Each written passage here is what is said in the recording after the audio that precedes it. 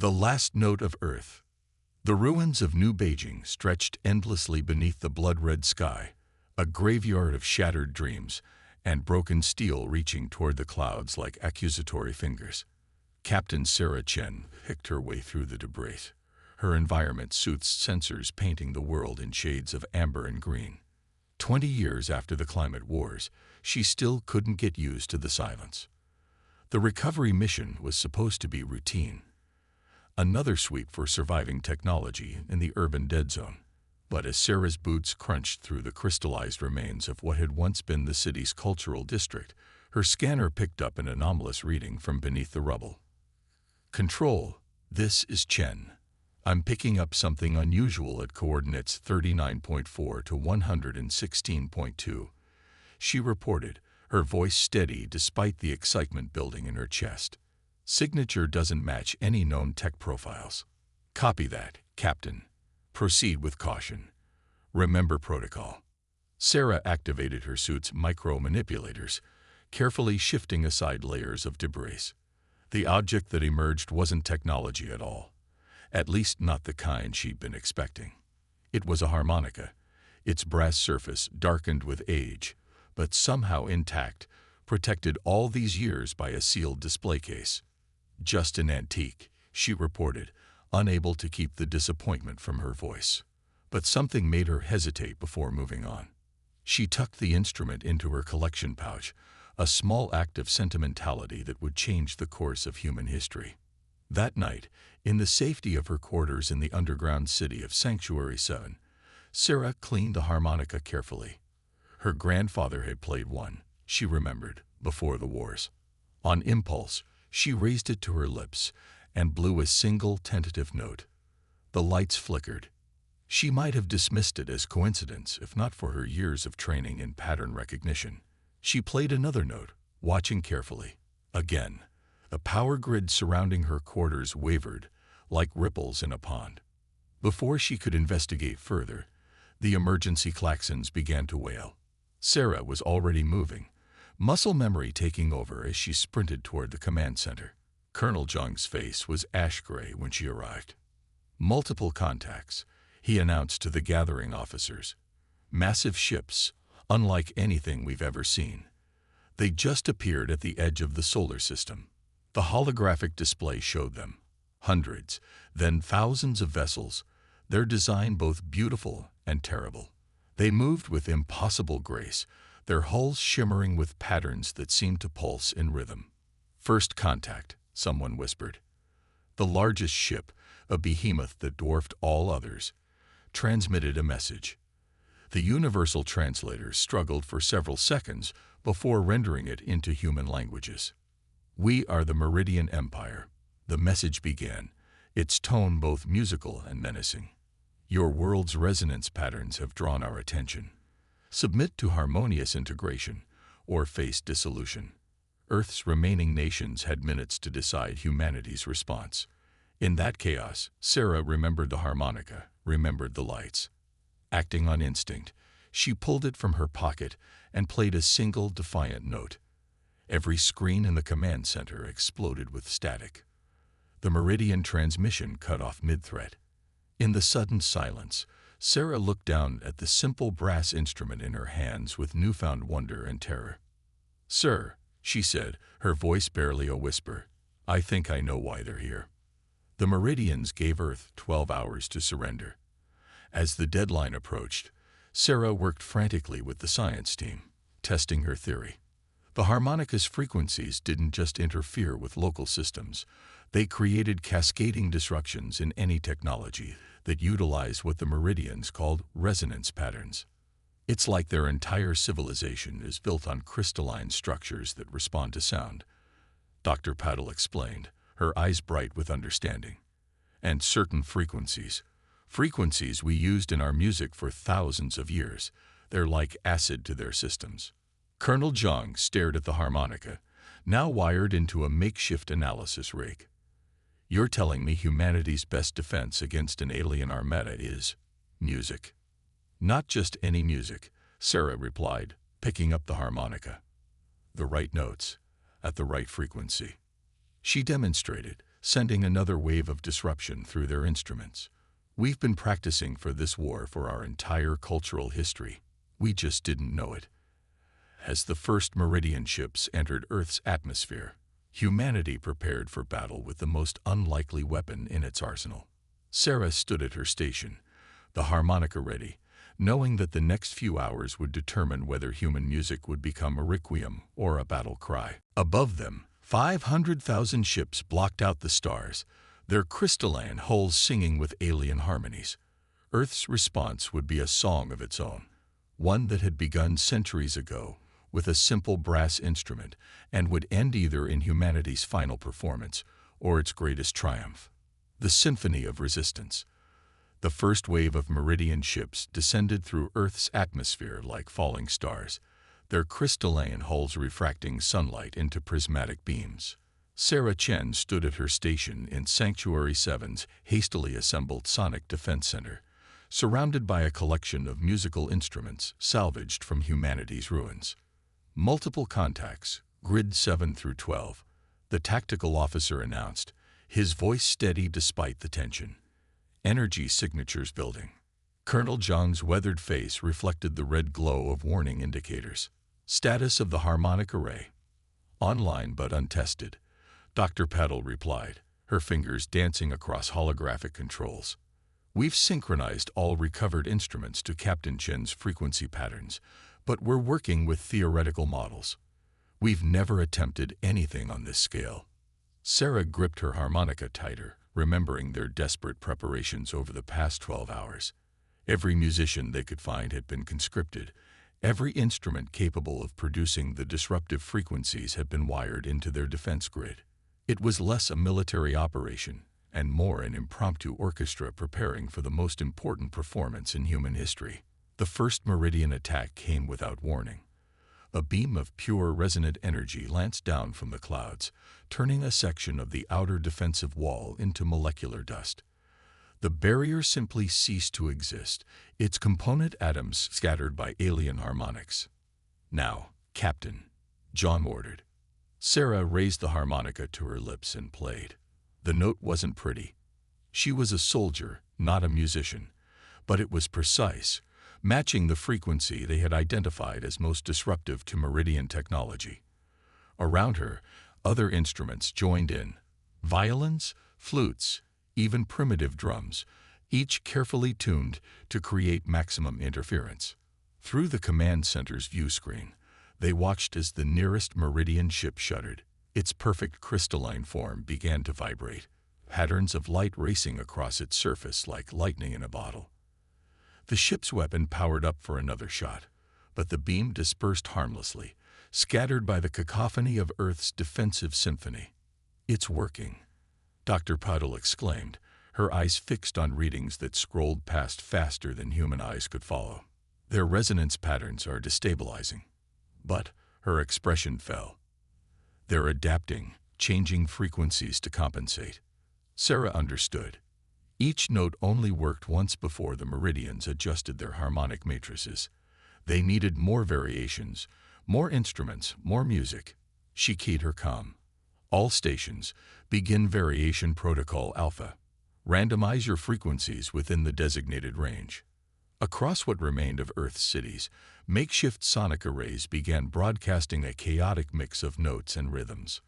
Classical orchestras played alongside rock bands. Traditional folk instruments merged with electronic synthesizers. It wasn't music anymore. It was acoustic warfare. The Meridian response came swiftly. Their ships began emitting counter-frequencies, trying to neutralize Earth's sonic assault. The clash of alien and human harmonics created visible distortions in the air, like heat waves rising from sun-baked asphalt. "We're losing coherence in sectors 3 and 5, someone reported. "Their damping field is too strong." Sarah watched as several of their sonic arrays went dark, overwhelmed by the alien countermeasures. They needed something unexpected, something the Meridians couldn't predict. Her eyes fell on the ancient harmonica in her hands, and suddenly she understood. "Dr. Patel," she called out, "what if we don't try to fight their harmonics? What if we try to match them instead?" The scientist's eyes widened as she grasped Sarah's idea. Constructive interference. Yes, if we can synchronize our frequencies with theirs at just the right moment. We create an overload. Sarah finished. She turned to Colonel Zhang. Sir, request permission to attempt a dangerous and probably stupid plan. Zhang looked at the tactical display, where more red dots indicated failing defensive positions. Granted, Captain. At this point, stupid might be our best option. Sarah took a deep breath and began to play. But this time she didn't aim for disruption. Instead, she matched the haunting alien melody that emanated from the Meridian ships, adding subtle variations, turning their weapon into harmony.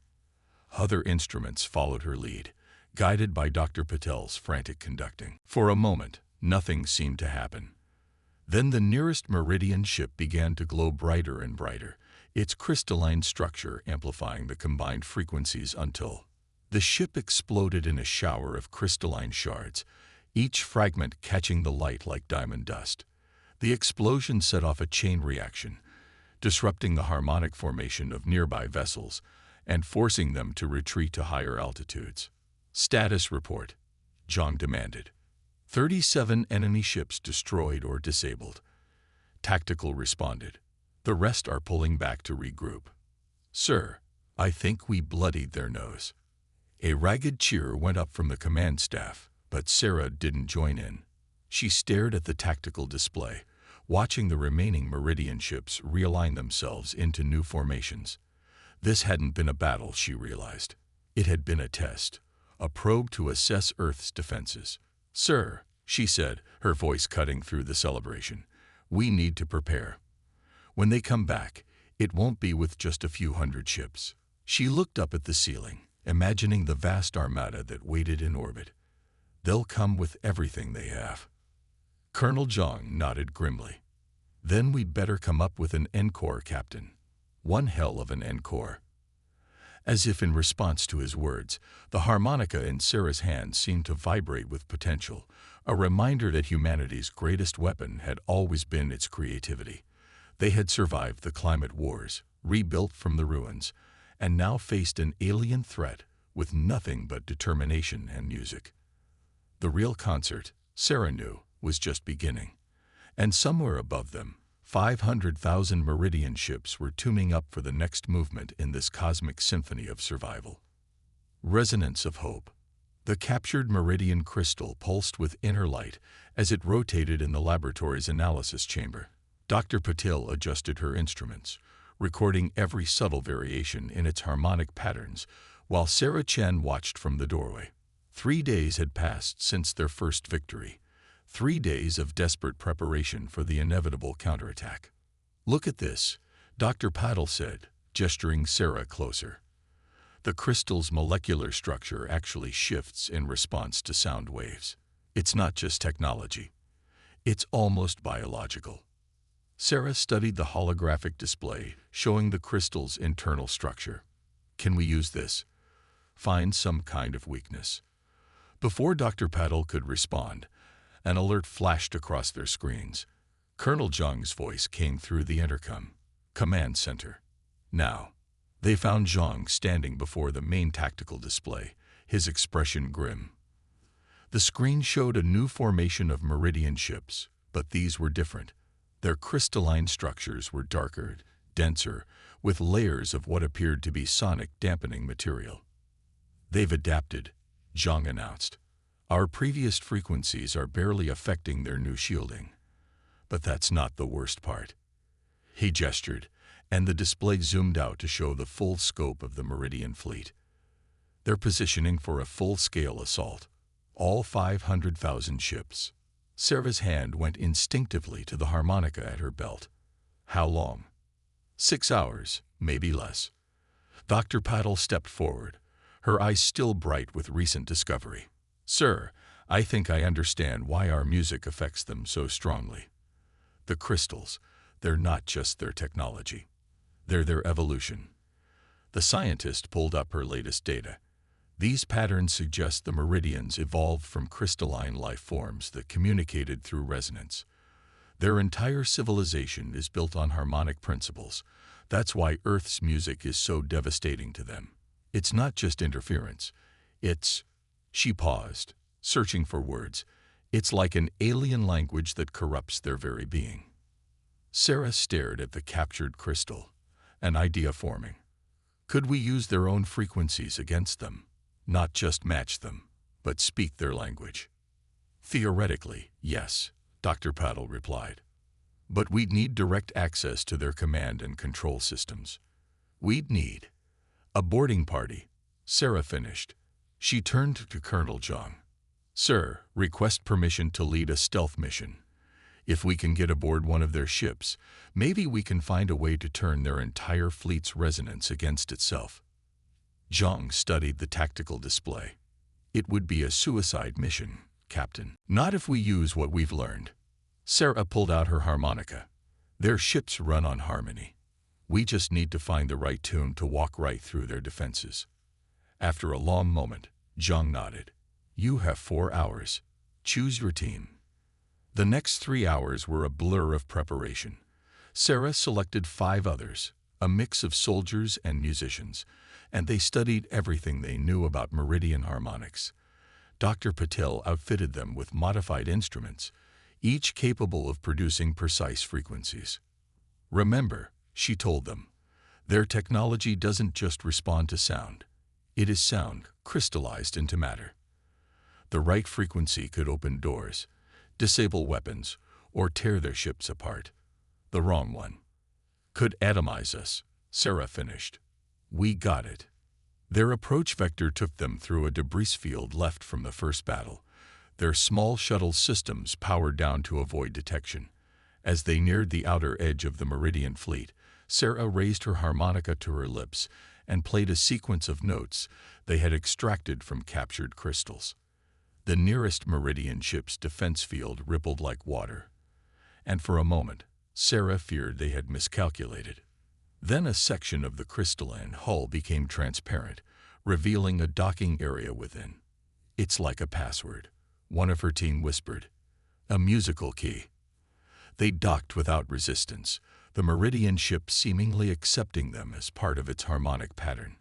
Inside, the corridors were a maze of crystalline formations that hummed with subtle vibrations. Sarah led them deeper into the ship, using her harmonica to navigate. Different frequencies opened different paths, and she began to understand that this wasn't just a vessel.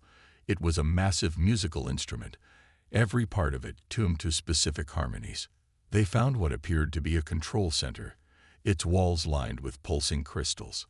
Sarah approached the central crystal matrix, raising her harmonica. The note she played resonated through the ship's structure, and suddenly the air was filled with alien music, the ship's internal communications. My God, Dr. Patel's voice came through their comms, monitoring from Earth. Captain, you're not just accessing their systems, you're hearing their actual language. The Meridians don't speak, they sing. As if in response to her words, a new harmony filled the chamber, harsh, discordant, threatening. Sarah turned to find they weren't alone. A tall, crystalline figure stood in the doorway, its body translucent and filled with shifting patterns of light. A meridian. The alien's body pulsed with colors as it produced a series of musical tones. The ship's systems translated. You dare to profane our sacred harmonies with your primitive instruments. Sarah raised her harmonica, not as a weapon, but as an offering. She played a simple melody, an old earth lullaby her grandfather had taught her. The Meridian's lights flickered in what might have been surprise. Your species creates harmonies, not just noise. Music is part of what makes us human, Sarah replied. It's how we express our hopes, our fears, our dreams. Not so different from you. The Meridian moved closer, its crystalline form refracting the chamber's light. Our scholars said your world produced only chaos, discord that threatened the universal symphony. This is not chaos. Sarah saw her chance. Then your scholars were wrong about us. Maybe they were wrong about this war, too. The ship shuddered as distant explosions echoed through its structure. The attack was beginning. Sarah met the Meridian's gaze, or what she hoped was its gaze. "Help us prove them wrong," she said, "before it's too late." The Meridian's lights pulsed rapidly, a silent communication with others of its kind. Then it extended a crystalline appendage toward the ship's control matrix. "Perhaps," it harmonized, "it is time for a new movement in this symphony." Above Earth, 500,000 ships hung in space, ready to unleash destruction. But in a single crystalline chamber, human music and alien harmonies began to blend into something entirely new. A song of possibility, of understanding, of hope.